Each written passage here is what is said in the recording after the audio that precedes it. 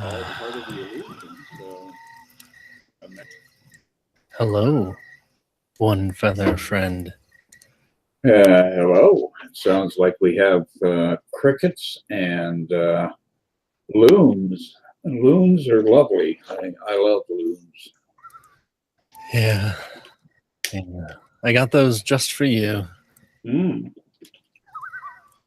No idea what it was. Yeah, those come from For my brother. they come from Minnesota, and that's the place where we have the land of sky blue waters. And In Minnesota? Minnesota, the land of 10,000 lakes. And if you're as old as I am, you remember this wonderful little Ham's beer commercial where they would sing the land of sky blue waters. And,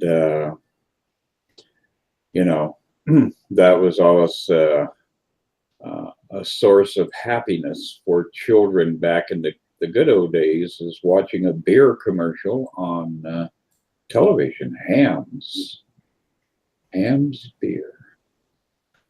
I guess I'm not quite as old as you then. I don't. But you can sing it for us. Come on. Oh, I don't sing in public. I don't, I don't want to have people running screaming off into the nearest woodlands looking for a lake to drown themselves in.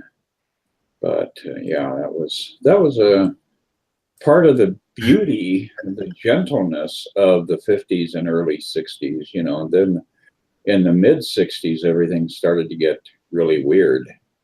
But America was a whole different experience in the era of Beaver and Wally and Father Knows Best and all of those good things that were happening on our American airwaves. Yeah, it's interesting how even the definition of being public has changed. As you're sitting in the privacy of your own home, I think your own room, and you think you're public. Yes. 50s, that's definitely a different definition. Yeah, it was a very different era. And a lot of people, they're always ditzing it. But the truth is,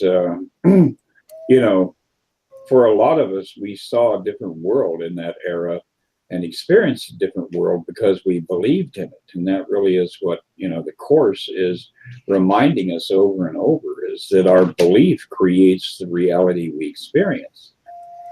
And the more innocent your belief, the more innocent your experience of life becomes.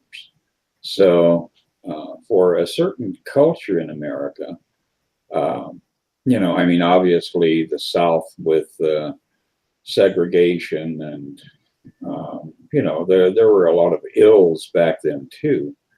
But at the same time, I think that overall, the vision that was shared about the American dream was radically different than what we are observing today in this somewhat bizarre, confounding advancement as, the reality of the material world seems to assault us. And we have to reclaim our innocence and reclaim the truth of who we are. And then we'll begin to hopefully heal the world rather than just react to it. That is definitely something that, regardless of the time period, regardless of your experience, it is almost vital in this human existence to feel guilty and ashamed and pathetic and weak and have all these different ideas. I mean, it is the conglomeration of this ego thing that makes it possible to see the world. So it's fascinating how, regardless of how good the world's going or how bad it's going, if your temptation really is, do you feel guilty? Do you feel ashamed? Do you feel weak? Do you feel pathetic? And some other good ones I'm sure you can think of. But it seems to always be there. It's always there, available, regardless. of the language you speak, the continent you're on, probably the planet that you're on. We'll find out. Well, and it always reduces down to that one elementary response to life. If you are responding to life with fear, then you really have multiple options. Actually, you can create fear in all of its munificent and magnificent forms and fashions. And so we're told in the course, all healing is essentially the release from fear. To undertake this, you cannot be fearful yourself. You do not understand healing because of your own fear. And that really is what it is, and that's where we get ourselves in trouble. Yeah, that's my wife's text tone when I have my sound on. Healing is nothing more than the release of fear. It's pretty intense, pretty amazing, especially when you get into the depths of recognizing how much fear there really is. I mean, yes, on the surface, there's the obvious fears, about your body dying and so on. But then when you realize that every facet of your body and the physical reality is structured and based off of definitions of fear and definitions of oppositions and opposing the essence of love, you start to recognize that it's everywhere. And quite literally, to relinquish fear is to relinquish the world and the ability to discern differences between them, ascending to this higher place. Exactly. And, it's all reduced to the one fear, the fear of losing the self, losing the ego. And that is a barrier to releasing the truth. And truth is that you are God manifest within God. So, our greatest fear is a fear of the immensity of the power that we do have, as Marianne Williamson pointed out so succinctly, and multiple occasions with her work. I think that if we can get past our fear of God and seeing ourselves as God in manifestation, then all of a sudden our tendency to be afraid starts to waver, and we disassemble this kind of a pathetic resistance to our own truth. Yeah, it is definitely a trippy situation that we've gotten ourselves into, especially if we, are quite literally one with God. Then we can do anything and absolutely anything that we want. And here we are sitting choosing to do this for some reason. That if we did come to recognize the actual purpose, we would understand why we are choosing this experience of limitation, of suffering, and of pain. It's essentially not happening in that fashion, but it is definitely happening in our perspective. And would we really want to recognize why we're doing it? Because then we only find really that we are doing it to ourselves. Yeah, that is true. One of the things I find humorous, because and as we are dialoguing here, I'm also having an occasional snack, and I think one of the great fears in the world is the fear of donuts, the fear of one of the biggest ones. That's one of the biggest ones. Yeah, the fear of eating something that we imagine will turn our body into something unattractive. We don't want to be the ugly duckling, and that's one of the great fears. So then we become afraid of our body, and our body ends up manifesting our fears, and that's where healing really becomes a major topic then all of a sudden, because to heal is a secondary effect of the removal of fear. And the removal of fear is merely the recognition of love, because wherever you recognize love, fear vanishes. And as fear vanishes, all of the attacks that you have launched upon your physical body begin to dissolve right before your eyes. And, that's what healing amounts to. That is not the miracle. The healing of the body is not the miracle, but it is a secondary effect of the miracle.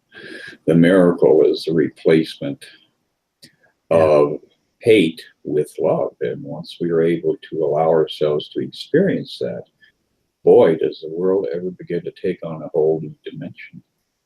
Yeah, and that's part of that trippiness. There is, we want our body to survive, because we identify with it, but at the same time, we know that we are eternal, in a way, not intellectually, but we recognize that it's possible, or that we are somewhere in there.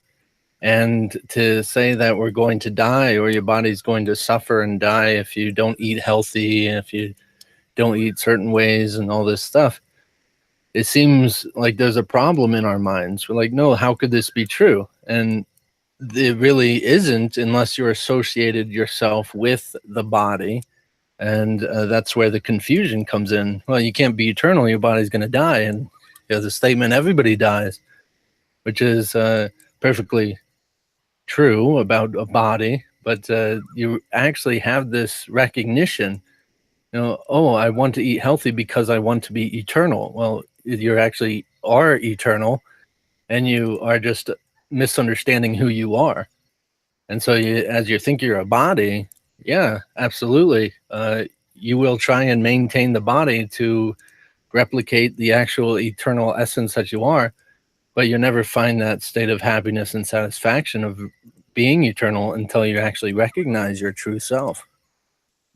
That's definitely a fact. And, I love when Jesus comes along and creates conflict in the Jewish community, which he did on multiple occasions. But, the Jews have over 650 laws just around eating alone. I mean, the complexity of their eating rituals is mind-boggling. And Jesus shows up in, this society and makes that utterance take no thought of what you eat. And, I could understand how the society around him would just be in total meltdown around that idea, because they had turned the eating ritual into such a complex and convoluted experience that for him to simplify it and, just say, basically, just set out and eat what's on the plate in front of you, that was an astonishing idea presented to these people in that era. Yeah, definitely quite absurd. As I've heard a lot about eating kosher and stuff, I love the pickles, let me tell you. And salt and all this other stuff. Kosher is pretty darn good. But yeah, it definitely does amplify the fact that the religious practice in any sort is actually an alternate dimensional experience. That it really has nothing to do with anything physical. If you're using it like to eat healthy and kosher and everything, if you're misunderstanding it to be about bodies, then you're misusing it. Just like anything else, you have to recognize that this is all the training of my mind to remember and recall my actuality. And if I'm using it in that fashion, it doesn't really matter what I do. I can be called to do some pretty strange things, and but if I'm using it to awaken, I'm using it to recognize myself, to bring up stuff for healing or whatever it might be, then it's used properly. But if I'm misunderstanding, actually thinking, to have some specific ritual is actually about the ritual and what it's serving, it's as far as bodies and other activities, like I think of having altars and different variations of things and stuff. And really, it's always about the awakening. And the interesting thing is that when you think it's about something physical, you're likely to have that foundation shook, and it's likely to fall because of the basis in which it is also something that is shakeable and unsturdy. That's very true. Actually, I have a plan for peace in the Middle East. I think today, if I can get my plan out there and we can actually have our military approach it from a more lucid angle, we would have peace in the Middle East and almost instantaneously. I think we just have to bomb all of the Arabic and Jewish locations with bacon cheeseburgers because you've got the bacon, which is anathema, and you're combining it with beef and cheese, and you never combine dairy and meat. So it would throw them all into such panic that I think the shock value alone would force them to look at their lives perhaps from a different angle. And so a peaceful solution is at our fingertips. We just have to start, working on collecting all the components, get as much bacon and as many cheeseburgers as we can, and wrap those puppies up, and we can just descend upon the Abrahamic community and They go, yeah. Yep, and jolt them down to the very core of their being. Yeah. And that's, that is, as absurd as that sounds, that really is what this world is all about. Is, when you look at it, the world is so insane and is so nutty. And one solution is as good as another if you're working from trying to fix the world on the level of the world. Yeah. Because, bombing with bombs or bombing with cheeseburgers is basically the same thing. It's not going to work. Yeah. We have to bomb everybody with love, and that will begin to actually shake things loose. Yeah. You're still fucked up. I mean, whatever. I didn't edit myself there, but we can invent the chicken egg sandwich just for the occasion. Have the baby with the mother there. That's a big no. But yeah, no, it's definitely the same thing. And even my editing myself that I wanted to do, I planned on editing my and it's the same thing, but it does bring up stuff, and that's what that would be doing is bringing up stuff. And if a mind is trained to use it in a fashion in which is helpful, say the relinquishing or forgiving the ability to discern these differences because you want to recognize the reality of singularity and unity, then you're using it in a fashion that's actually helpful, actually to get some results, opposed to lashing out and making things completely worse, which is entirely possible. Which a lot of people would say that we misunderstand a lot of our savior's actions as, bullies and stuff, to be something that needs correction instead of correcting our minds about it, and in turn naturally manifesting that correction and naturally bringing about that correction in which we became the change that we wanted to see in the world, and the world followed thereafter, which can happen with all of this as well. Exactly. So anyway, we kind of launched off here into some interesting dialogue early on, and now what are we gonna do? Yeah, well, we got thousands of things we can talk about. We can talk about love. We can talk about hate. We can talk about fear. We can talk about food. Oh, you just one thing to me, so well, it was all one thing, and so you got one more thing to talk about. Okay. Like what we've been talking about the whole time too. So, well, I'm always willing to share with our listeners the local weather conditions. And here in Illinois, it is cool going toward cold and overcast and rainy, but we did not suffer the snow that they got on the East Coast. So what does your mountaintop look like down there in Utah? It has been snowing for the past week or two on and off down here in the valley. So I'm pretty sure the mountains are nice and white. I haven't looked directly at them. Well, yeah, yesterday actually I did see. Yes, we have Mount Timpanogos up there that is nice and whitely covered. It's nice. That's good.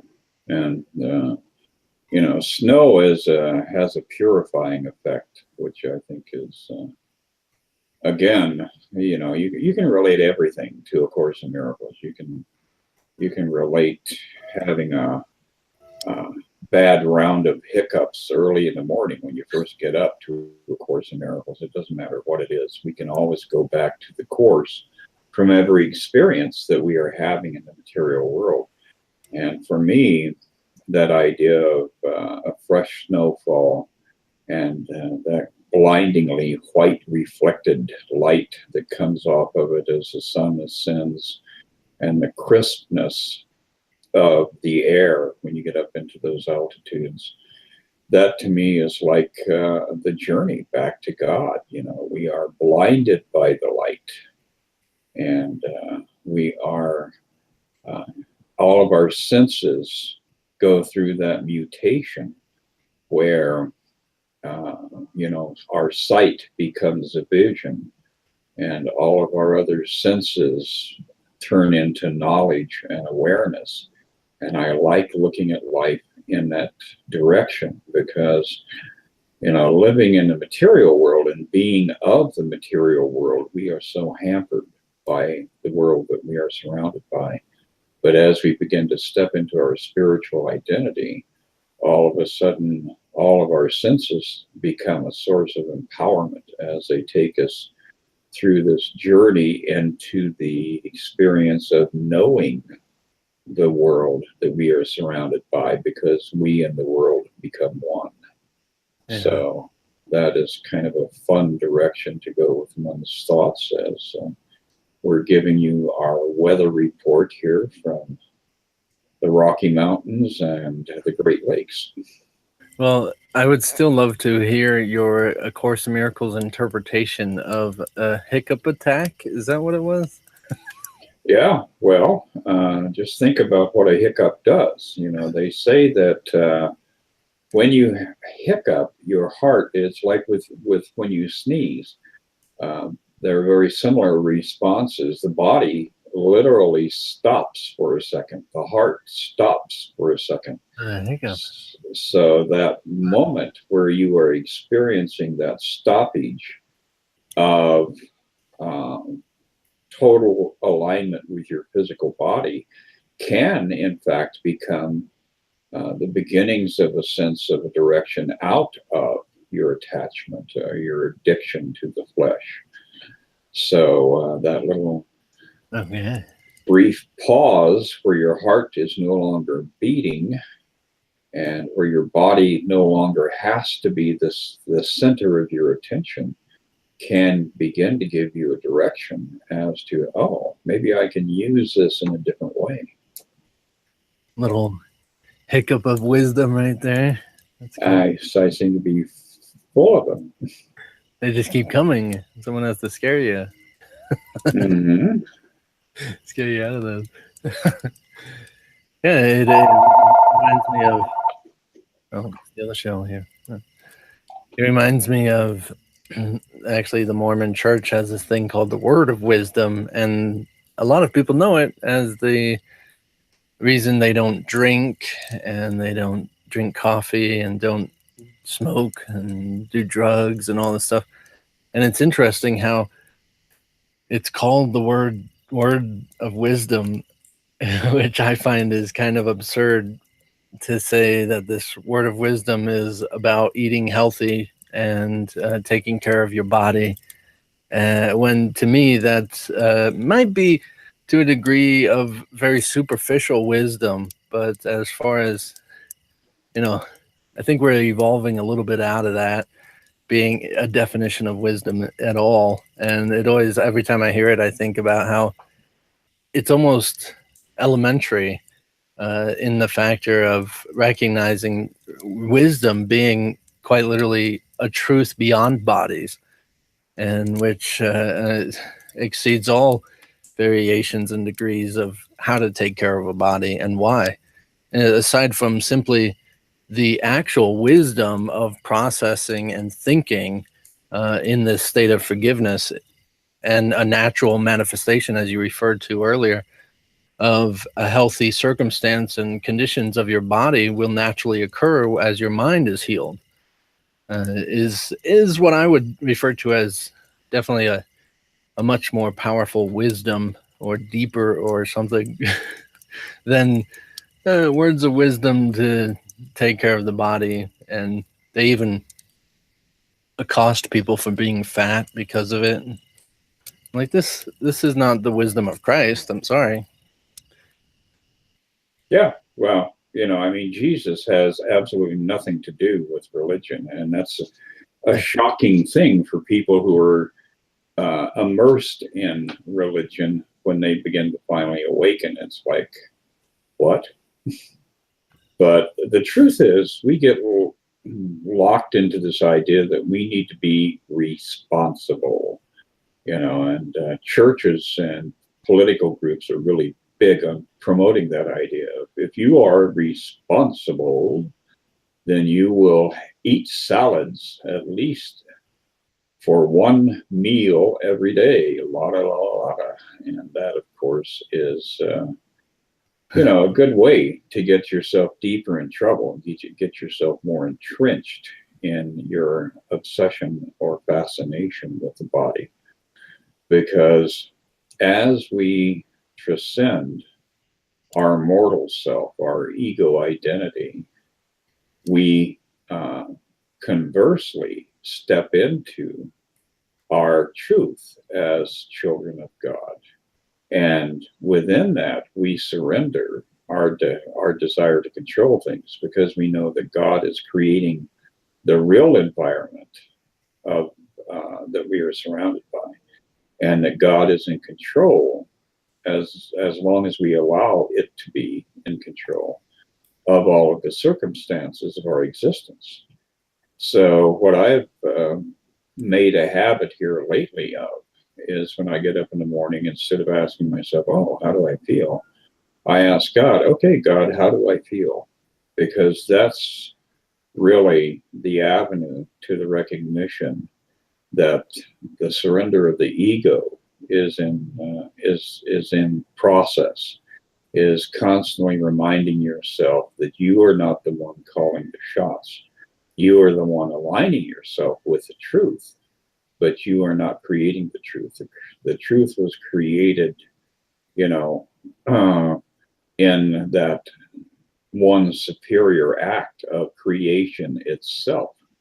So if you were created perfect in the image and likeness of God, then any trivial pursuit of attaining perfection in your physical experience will become a source of frustration as long as you're trying to do it. So you just have to step out of the way and let God regulate the body.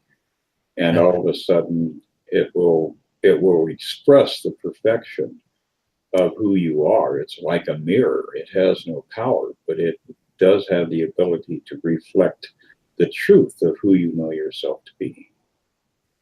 And that's what forgiveness is all about. It's funny how it's been distorted over time, this idea of forgiveness, that we do think naturally that it's about other people, and we have to forgive other people for doing activities. We have to pardon them for what they've done to us. And it's quite fascinating, as you do embrace the reality of forgiveness, to quite literally relinquishing or letting go of the knowledge of good and evil, which is the ability to discern differences between what anybody's done and what anybody is, as far as thinking of them as a body or a person or different activities and so on.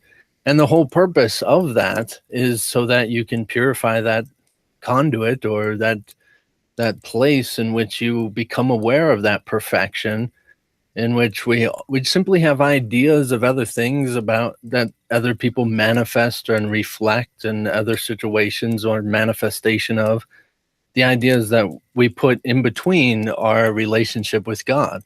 And that it still remains to be the same continuously all the time, of just between me and God, or God and the I am.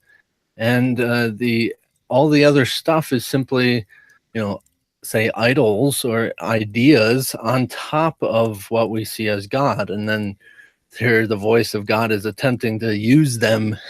Think all this puppetry of symbolic reference and everything, trying to communicate, still saying, "Hey son, I love you. Hey, I'm here for you. Hey," and have to play the game of all this language in which we have everything in between us. So as far as the ascension or transcendence process, it is definitely the relinquishing the ability to even think of things as different. And so it does, as far as on my journey, it does include participating in everything that comes my way, simply as if it is just another exactly the same activity as any other. And to say that it is quite literally an activity I do with my one and holy companion, that which is God. And that joining in that, and to think everything is in that fashion, eventually, if I have let go of all my grievances, all my resentments, or my ability to discern what is a grievance, what is a resentment, or even having ideas of guiltiness and shame and so on, then naturally the world will transform with that manifestation of, like a mirror, like you said, about that it has no real power. It simply is a reflection of what you believe, desire, and think. Exactly. And as we put our attention on our true identity and shift ourselves away from body identity, all of a sudden we begin to notice that there is a sweetness to our physicality that we had never witnessed before. It all of a sudden becomes very apparent. And it doesn't become an addiction. It merely becomes the recognition that there is an immense amount of pleasure and beauty and harmony just in getting up in the morning, and just in spending time in the woods in the afternoon, and just in sharing dinner with a friend or a group of friends or with a family. All of these things are wonderful and beautiful and absolutely should be appreciated and enjoyed. But if you're doing it from the level of physicality, then you slide off the rails. You begin to become either greedy, or you want to have the same experience over and over again. You become lustful. You have a lust for satiating desires. And once that happens, then you get into trouble, and that can become a real problem. It says Yeah. When Jesus was around and communicating with us in corporeal form, he made that allusion to the branch that bears no fruit shall be cut off and will wither away. And he says, be glad, the light will shine from the true foundation of life, and your own thought system will stand corrected. So then we can have all of our physical experiences turned into these joyous events, but we're merely observing them. We are not addicted to them. We are not invested in them. We are not judged or judged by them. And that really is what gives empowerment to us, is to be in the middle of, something that the body would or the lower mind would be infatuated with, and to be able to just merely step out of it and say, oh, okay, I need to be over here for a while, without any sense of loss or disruption, or to just be the observer and to appreciate the that which you are observing. Yeah, to find that purification or go through that purification process like the snow is that, this forgiveness of everything I think I am, everything I thought I wanted to be, pretty much everything, the fact that I am, or that I am an I, and all sorts of different things. As we go through this process and relinquishing these things, it is opening up that recognition. It's not actually a process of purification. It's actually the process of recognizing purification, as you were, what I feel like you were suggesting, that you can actually recognize the truth of what you were created as soon as you realize it's happening. And so once you think all these other things are happening, it's very distracting, very disorienting, trying to figure out what's going on when there's so many options, and you think there's so many religions, and you think there's so many different suggestions. Eventually you have to give them all up, and it is truly in that moment in which you give them all up that you can actually recognize the truth of what it has been all about.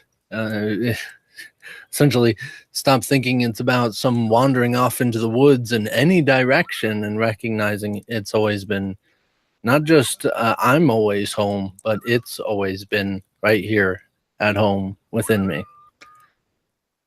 Yeah, it's seeing the loving thoughts that were behind the creation of this material world, and being able to overlook the thoughts of fear and hatred and anger and division. And that's I remember when early on, 20 years ago, when I first started reading the course, the idea that the material world, this ego I had created, is an attack on God. I was still very detached from the idea of I am God. So for me, I saw that as a process, once again, of objectification. So Course in Miracles tells me that my ego is an attack on God, well, then God's going to be offended or not offended or whatever. And it becomes more and more convoluted.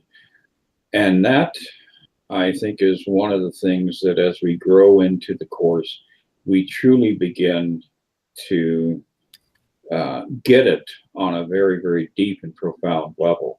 And from that level, when you recognize, or when you are contemplating that idea that the ego is an attack on God, then you get back to the truth underlying that statement, which is the ego is an attack on you, because you are God.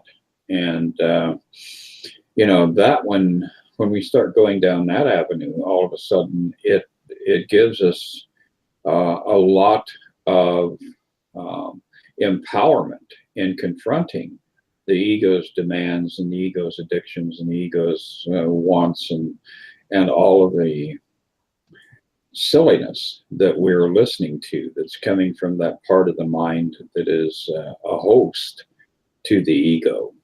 And so really, as we begin to awaken and begin to step into a state of non-duality, we surrender all of the dark side of this material world, and we can begin to appreciate that we are steeped in love no matter where we are. And as you can look around you through that lens of an awakening consciousness, you see beauty in this world that you had never been able to comprehend before, because again, you're looking at the world through the eyes of love. Yeah, I completely agree. And it does emphasize that idea, the lesson that sickness is a defense against the truth. And a lot of the time we associate that to a body and say, oh, my body being sick is a defense against the truth. But as you do get into this mind association, recognizing that you are a sense of consciousness and which has a split in it, the sickness is now referring to this ego thing. And actually, the ego in itself, as you say, an attack is a defense against the truth. And being one with God, we really can't do anything that we don't want to be doing. So we actually have to recognize that this development that we have called an ego is actually something that we've wanted to do in our only way in which we can perceive a physical perspective of the world. Like the only way to have this interpretation that we see physical objects and that we're separate and even communicating as we are today is to have an identification with particular definitions, which are referred to as this ego. And so it's actually like the say defense against the truth is an experience that we can have that really says it's fending off the truth. And when you recognize the truth, even the ego thing that was there, the construct, will even look different, and almost in a sense where it's not what it was previously. That it really is an illusionary thing that we were just participating in for a very particular experience, which we refer to as life, which is really death. Another story. Yes. And within that dichotomy of life and death, and all of those images around, heaven as being this environment with a palatial kind of highlight on it, streets of gold and living in palaces and, having a duplicated world, but one that is based on kind of amped up values around the construct of this world. All of a sudden, that seems to be more and more ludicrous until we can finally step out of it completely and realize that heaven has absolutely nothing to do with roads and birds and buildings and all of this other silliness that shows up in the Bible, shows up in the Quran, shows up in a lot of sacred texts. The idea of heaven is just living in a more enriched set of surroundings, and that is so. When you stop and think about it, that is so unfulfilling, because we get to the point where we are so oversatiated with sensual input in this world, that we become numb to our surroundings. I mean, how many times do you drive down a street that takes you to the grocery store and you really don't even notice what's going on? It's just you're on autopilot. You go and do what you need to do and pick up your groceries and come home, and you're really not integrated into the world that surrounds you. So taking that same theme to the next level of gold-plated streets and buildings made out of gold and the Emerald City and all of that, Yeah. we would tire of that just as easily as we disconnect from what we have created in this world. Yeah, in a way, it's an attempt to describe the happy dream, which is just another temporary condition. But it is because of this obsession with separation, or these definitions that we have. And when you really grasp what this transcendence ascension process is all about, you recognize that this obsession is quite literally, I am seeing the truth of God right now. Right now. That's all there is. And yet I think it's something other than what it is. I think it's something, you say, a world of physical things, a camera, a person I'm talking to, these people listening. I think this is actually happening instead of the reality of it.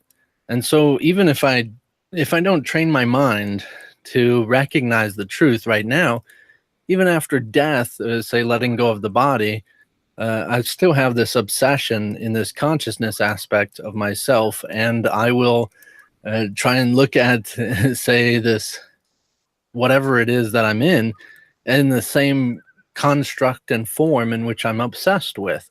We do it with sleeping dreams all the time, that we actually make it into shapes and forms as if these thoughts that we're seeing are shapes and forms.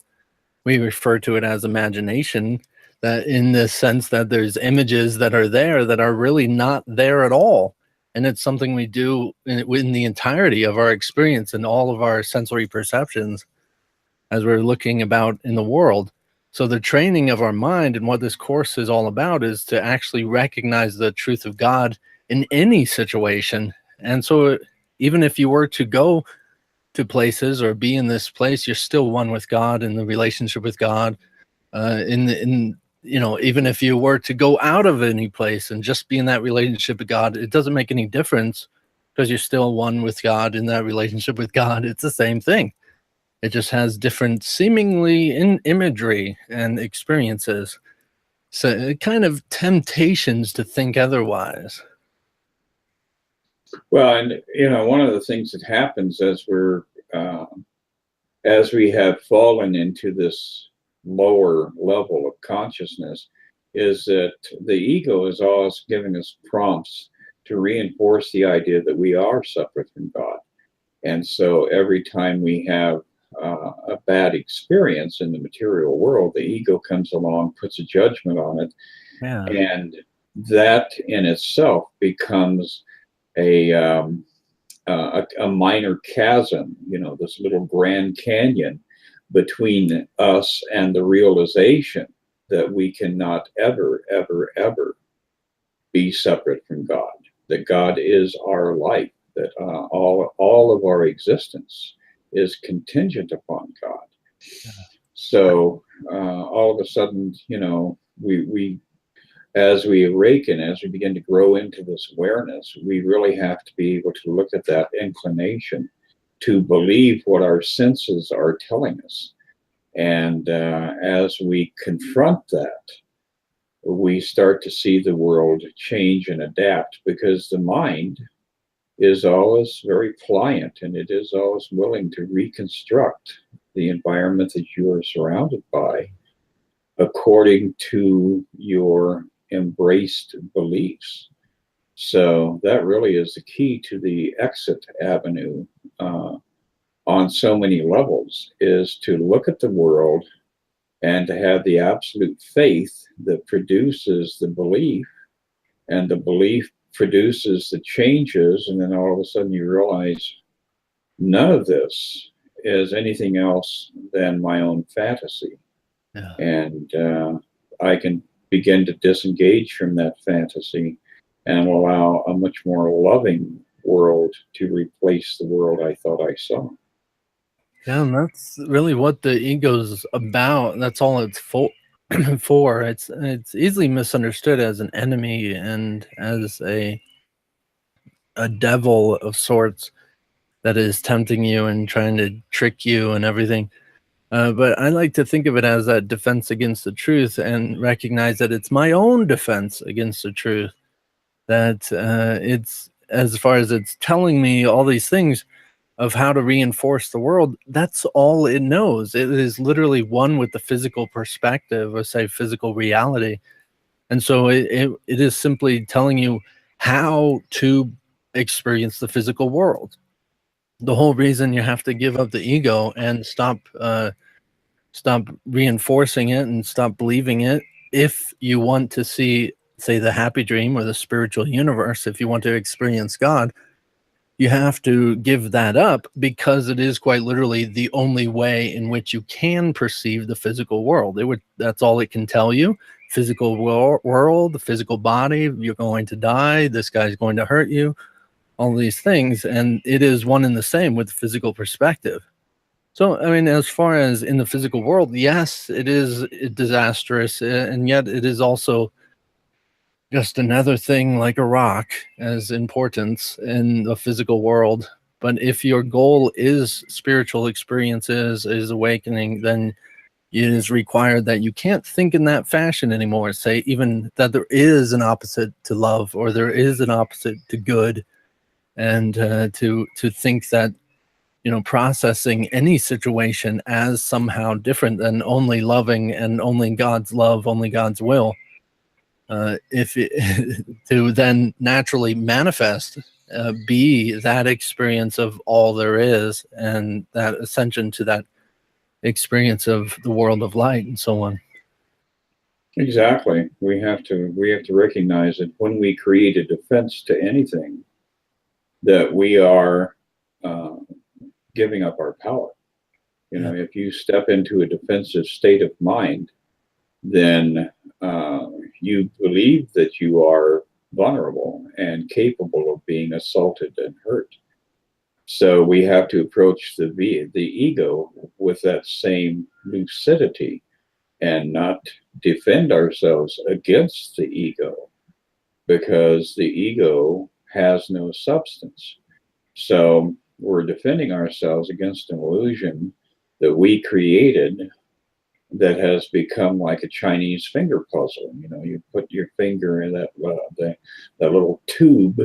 You put your finger in each end of the tube, and as you try to pull it apart, it tightens its grip. Well, that's what the ego is all about.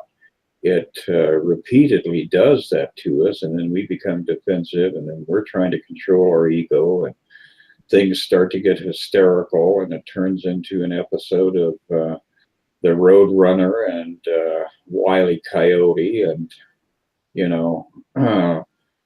we're launching ourselves into space with rockets on our back, trying to catch that Road Runner, who is a devil in our mind, but the whole thing, when seen from outside the drama, is hysterical.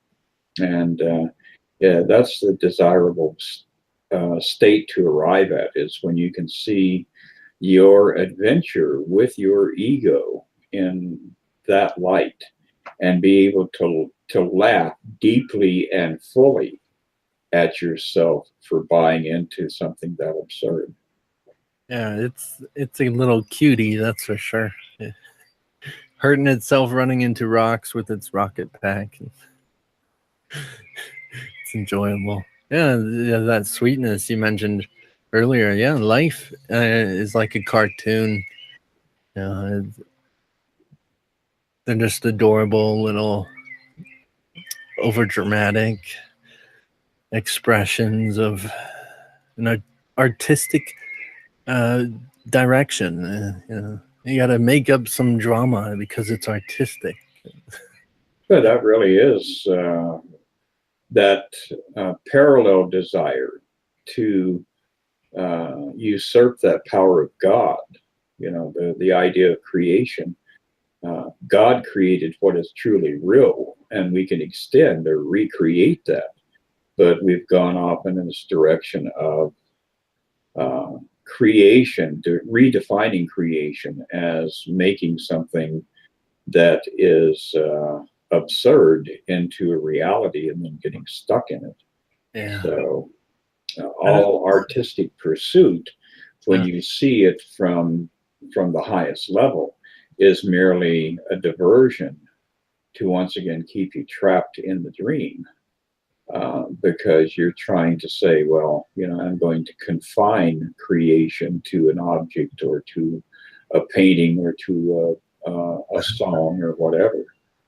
But eventually we step out of even that. We can appreciate the physical experience of life, but we certainly don't give it any power, and we don't put our attention on it, seeking to pursue it when we really need to be pursuing our own truth.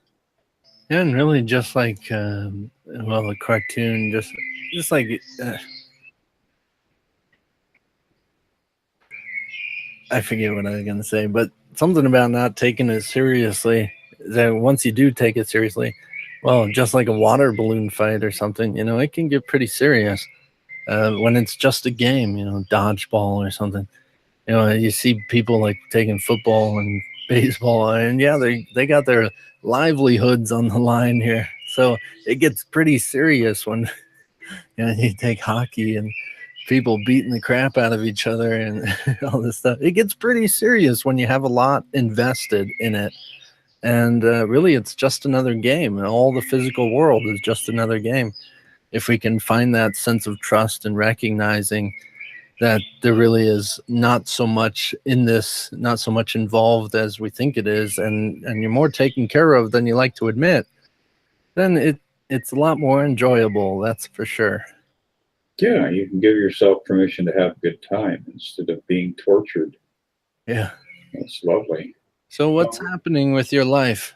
As far as I know, you're doing that thing on Wednesday. I pop in every now and then. How's that going? That's been going really good, and I'm having a lot of fun with it because, again, we start off on these journeys thinking, oh, I'm going to do this for all of these other people out there. I'm going to do this on behalf of yada, yada, yada. And then as we immerse ourselves in it, we realize, oh, I'm doing this for me. I need to show up every Wednesday evening because I need to hear these things that I am saying to myself. So, and that embraces everybody that's listening because you're recognizing that you are everyone who is in attendance, like with our little adventure here. So that's one of my things, and everything that's going on with the Course in Miracles from my perspective and from your perspective and from Barrett and Charlie's perspective can be located on www.themiraclewithin.org, and that's all one word. So the Miracle Within is the website to go to if you want to see the videos and get a little insight on A Course in Miracles, and hopefully enhance the journey that you're on. And you can see my cool new background. I got this space. Yeah, that is so much better than the other background. The other background looked like you were in a trailer park with, wood paneling behind you. You mean this one, jerk? Yes. Yeah, that one's kind of grim, but the kind of a tie-dye thing there. That's very happy. I like that. Yeah, I like that, especially when doing it for yourself. It really brings it all together. You'll be surprised how much people actually want this authenticity that you would rather give to yourself. I remember saying, don't go up there and think everybody's naked so you feel more comfortable. That kind of makes me feel uncomfortable, actually. But think of them all as yourself, and you're just talking to yourself just like you would do in the mirror. It really brings it all together as far as this authenticity and this real love, because you love yourself, right? I do the same with my A Course in Miracles intensive. It's pretty intense for me, even doing it every day, and just what it all involves, and so as well. So that's what I've been doing. And anyway, we're up on the hour. And that means it's a good night for everybody. Have a good night. It's St. Patrick's Day. We didn't even mention that. Oh, isn't that today?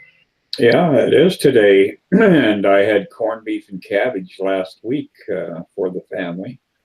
And, those leprechauns, just think of them as little aspects of your own ego trying to trip you up and steal your pot of gold. I am a leprechaun. Ah. Well, I'm Irish. I'll be damned if I let you anywhere near my pot of gold. All right. Thank you for this time again, One Feather. I look forward to next. It was wonderful. Thank you, Devin, and have a great week. You too. Thank you all for tuning in. Bye. Bye.